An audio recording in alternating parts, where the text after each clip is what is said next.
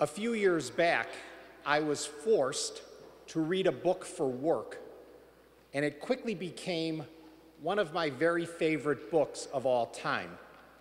The name of the book is Going from Good to Great, and it's a whole idea of how businesses can grow and how management can develop and leadership develops by not just becoming good, but really taking the next steps to being great in whatever it is that you're doing. And one of the premises of this book is it takes information and puts it into three different categories. There's things you know you know. 2 + 2 = 4. I know that. Got that one. There are things you know that you don't know. I wouldn't have a clue how to fix a jet engine. And then there are things that you don't know that you don't know.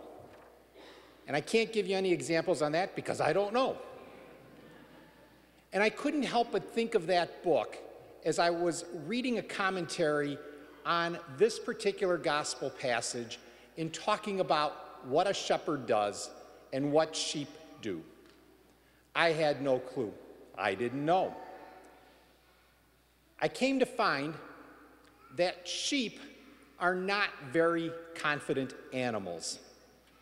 They are very easily disturbed if you make a noise coming up behind them. I thought about bringing in a flock of sheep to see if this was true. I do know, having known Father Ron for 20 years, that was probably not a good idea. They are easily disturbed. In order to move them forward, they have to trust their shepherd. They have to know and understand and follow his voice. Sheep cannot be herded together, rather, they must be led. And that's why this image of the Good Shepherd is so appropriate for us as followers of Christ, because that's exactly what Jesus is doing with us in our relationship with him. He doesn't want to disturb us. He doesn't want to scatter us. Rather, he wants to attract us to him.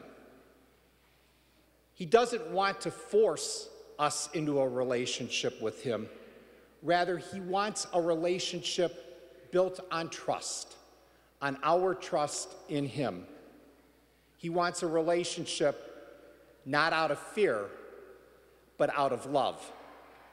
And when you look at this set of readings today, love really is the key to understanding what is happening here. In the gospel passage, we hear of Jesus talking about the relationship that he has with his Father, and the love that he has for the Father and that the Father has for him. And for me, there is no more telling passage than what occurs right at the very end when Jesus says, I lay down my life in order to take it up again. No one takes it from me, but I lay it down on my own. I give my life on my own. No one takes it from me. And isn't that what love really is? Isn't that what trust really is? It's all about giving, not taking. That's the premise of true love. That's the premise of what trust really is. Giving, not taking. And then I think it's just as important to understand this in light of the first letter of St. John that we heard in the second reading. That same love that the Father has for Jesus has been bestowed on each of us, both individually and collectively. That same love has been given to each of us.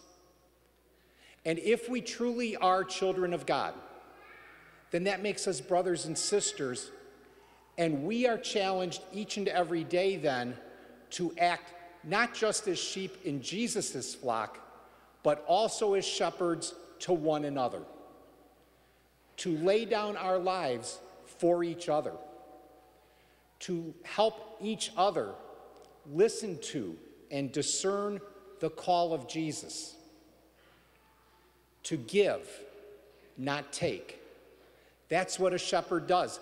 As we hear Jesus say at the beginning of the gospel, the shepherd is willing to lay down his life.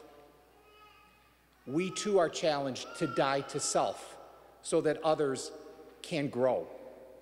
We too are to give and not take.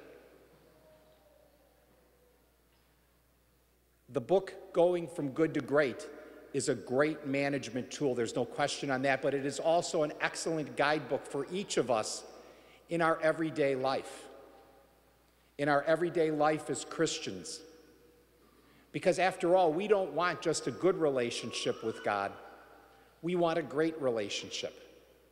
And so we must always be looking to increase the things that we know. And part of that includes embracing the waters of baptism, the new life of Easter, each and every day. And that means dying to self and helping each other. And we do that as we help each other to grow closer to God, closer to Jesus' call of peace and encouragement.